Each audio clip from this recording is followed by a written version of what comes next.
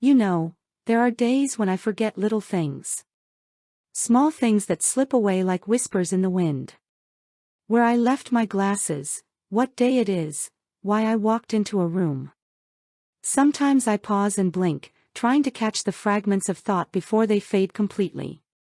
But there are some things I remember. As if they happened only this morning. The way sunlight poured through the curtains of my childhood room, soft and golden. Casting slow-moving patterns on the wooden floor. I can see it now, the sheer curtains fluttering gently in a warm summer breeze. The light spilling like honey across the faded wallpaper. I hear my father humming in the garden beyond the window. A quiet melody that floated through the warm air, steady and sure. Like a heartbeat beneath the hum of cicadas. I remember the feel of warm wood beneath my feet on the front steps in June. Smooth and sun-kissed, grounding me to the home I knew. The faint scent of freshly cut grass mixed with the delicate perfume of blooming lavender. So thick in the garden it was almost like breathing in a dream. And him. I remember him. Even now, after all these many years, I remember everything. His laugh.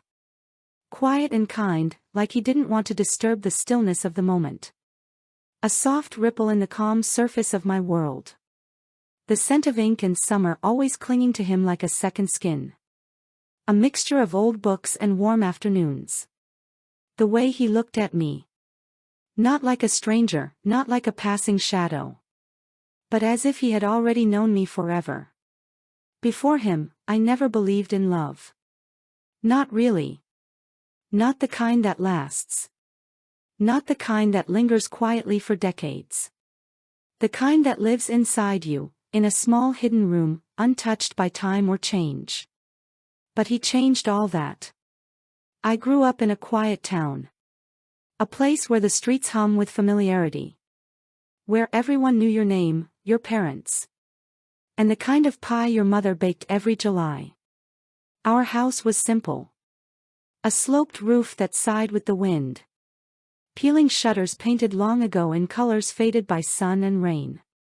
But the garden. Oh, the garden. It bloomed like a secret kept safe between old hands and patient earth. Lavender spilling over stone paths. Roses climbing crooked trellises. Wild mint tangled in shady corners. My mother had hands that made things grow. Soft, patient, coaxing life from earth and seed. My father had a heart that kept everything steady. A quiet strength beneath the noise of the world. A calm presence holding us all together like a tether. I was a quiet girl. Always reading, always dreaming. Books were my refuge, my escape, the world I could slip into. When the real one felt too small, too loud, too uncertain. I didn't think much about boys. Not then. Not until he moved in next door. He was different. New. You could see it in the way he stood. Straight-backed, a little apart. In the clothes he wore, worn but chosen carefully. Like each piece held a story only he understood. In his eyes. Dark, deep, holding secrets I longed to unravel.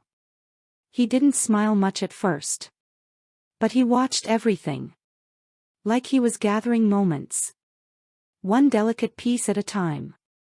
I first spoke to him when I saw him sketching my mother's roses. The petals curled and wild beneath his pencil, alive on the page. He looked up. "They're yours." I nodded.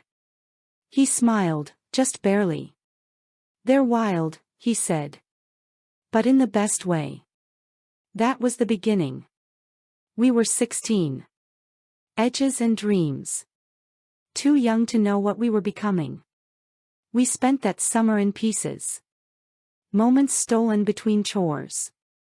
Between sunsets and fireflies. Sitting on the porch steps. Our shoulders barely touching. Hearts barely daring to speak. He was quiet and thoughtful. When he spoke, his words felt chosen. Like lines in a sketch. Deliberate and meaningful. One afternoon, he gave me a drawing. Me under the willow tree. I asked why he drew it. He said, "Because that's how I see you. Quiet, glowing. A little sad. Like you're somewhere else, even when you're here." It was the first time I felt truly seen. We kissed once, in August. Under a red maple. He asked if he could. I said yes. Something inside me softened. It wasn't like the movies. It was better. Because it was real. But time doesn't stop. Not for love. Not for anyone. By September, he was gone, art school in the city, chasing dreams that stretched far beyond the quiet streets of our small town. We promised to write. And for a while, we did. His letters came full of sketches, coffee shops drenched in rain, the blur of train windows, umbrellas folding against gray skies. Each stroke on the paper was like a piece of him sent back to me, a tether that held us close despite the miles between us. I sent him pressed flowers from the garden, stories I scribbled late at night under the soft glow of my bedside lamp, photographs folded carefully in envelopes scented faintly with lavender. Once, on a whim, I included a single strand of my hair, tied with a thin ribbon. It felt foolish and brave all at once. But life has a way of creeping in, slowly, quietly, pulling us in directions we cannot always predict. The letters slowed. First, 1 month passed without a word, then 2. The ink that once traced his thoughts faded like a dying flame. Eventually, the silence stretched on until it became impossible to ignore. I moved on. I married someone else, a good man. Kind and steady. A man whose hands were gentle and whose heart held a calm that steadied mine. We built a life brick by brick, morning coffees shared on the kitchen porch, Sunday walks through golden fields, the laughter of children echoing down quiet hallways. We weathered storms, losses, disappointments, the mundane and miraculous moments of everyday life. I loved him. Not like the first time, not with the wildness of youth, but deeply and quietly, with the strength of years. Still, somewhere deep inside, there was a room I never let anyone enter.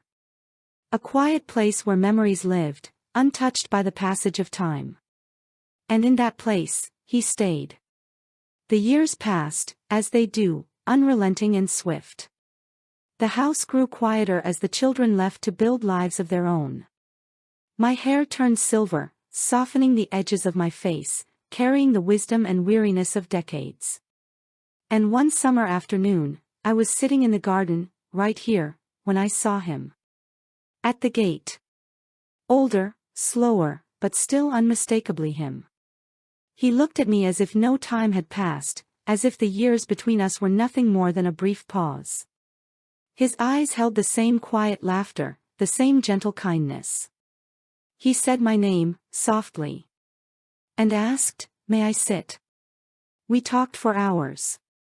Words flowing like a river, catching up on lost time and shared memories. He told me he never married, never found anyone who fit the shape of his heart quite right. He gave me a package, a sketchbook. Frayed, soft, and well-loved. Every page held a version of me at 16, wild and hopeful, me now, steady and thoughtful, me laughing under the sun, me lost in deep thought beneath the willow tree. "I drew you every year," he said, voice thick with emotion. "To remember. To hope."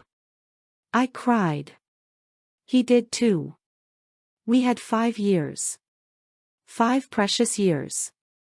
We planted flowers side by side, watched the birds that came to our garden, painted colors onto blank canvases that caught the light and our dreams. He kissed my forehead every morning. I held his hand every night.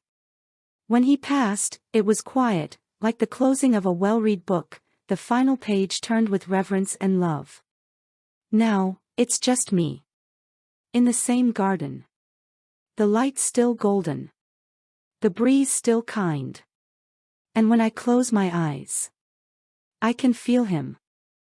I don't know what comes next. But I like to think. He's waiting. Sketchbook in hand. And I'll walk to him. Just a girl in a floral dress. Sunlight in her hair. Smiling. The garden was not just a place, but a living memory, each plant holding a story. The lavender bushes, thick and fragrant, were the first to bloom in spring, their purple spikes swaying gently in the breeze like a silent choir. I could almost hear their soft hum, a quiet welcome after the long winter's sleep. Roses climbed the trellis with determined grace, their petals a mix of crimson, blush, and ivory. Some bore the marks of time, ragged edges, softened colors, while others blossomed freshly each year, eager to tell new stories. I remembered how he would lean in close to sketch their tangled beauty, his brow furrowed in concentration, fingers smudged with charcoal. There was wild mint too, growing unchecked by the stone path, its sharp scent waking my senses. Sometimes I would crush the leaves between my fingers, releasing the cool aroma, imagining him there beside me, inhaling the same scent, smiling softly. The air in the garden changed with the seasons, in summer, thick with warmth and the buzz of bees, in autumn, crisp with the scent of fallen leaves and distant wood smoke, in winter, quiet beneath a blanket of snow that muffled all sound and made the world feel hushed and sacred. On one particular afternoon, the sun hung low, casting long shadows across the porch. I sat there, the sketchbook open on my lap, tracing the soft pencil lines of a portrait he drew of me at 16. My eyes caught the faintest smile he'd captured, shy, hopeful, tinged with that bittersweet sadness only youth knows. I closed the book and leaned back, letting the sunlight wash over my face, warming the coolness in my bones. The wooden porch beneath me creaked softly as a breeze rustled through the leaves overhead.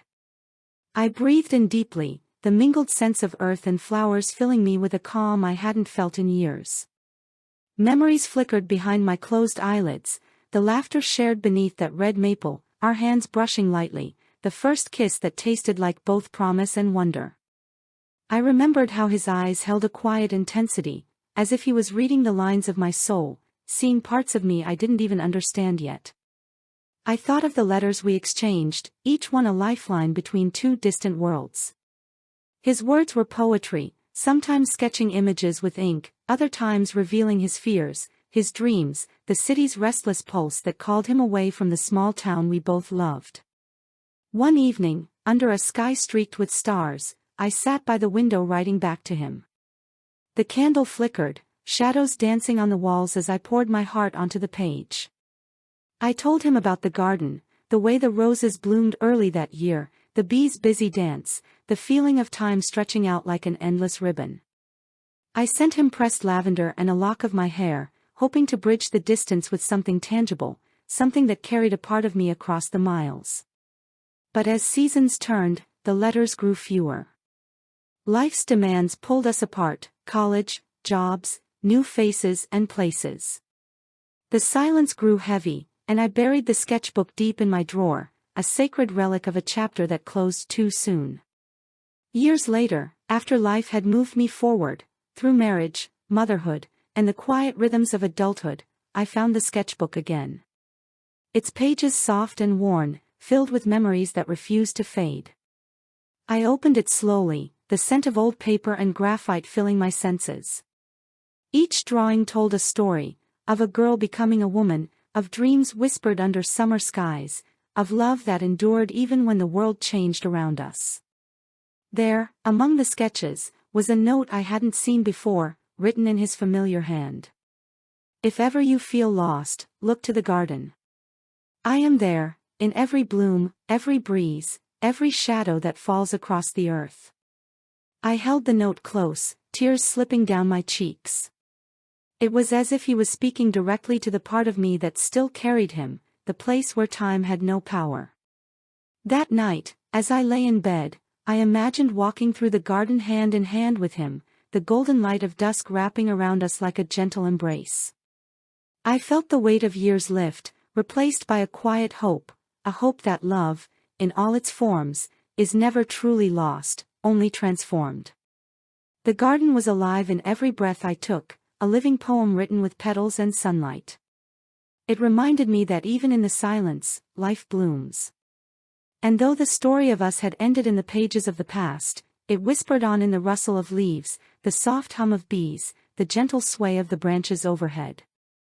I understood then, with a peaceful certainty, that love is not a story with a neat ending. It is a journey. A tapestry woven from moments of hope, pain, laughter, and loss. It is the quiet strength that carries us through the days. The gentle whisper that calls us home. And though the pages of my own story are drawing to a close, the book itself remains open. If I could leave you with just one thing. Don't wait too long to tell someone how you feel. Sometimes, the heart remembers what the mind tries to forget. And love, real love, it always finds a way back. Even if it takes a lifetime. If this story touched something in you, leave a like, and subscribe. There are so many stories still waiting to be told.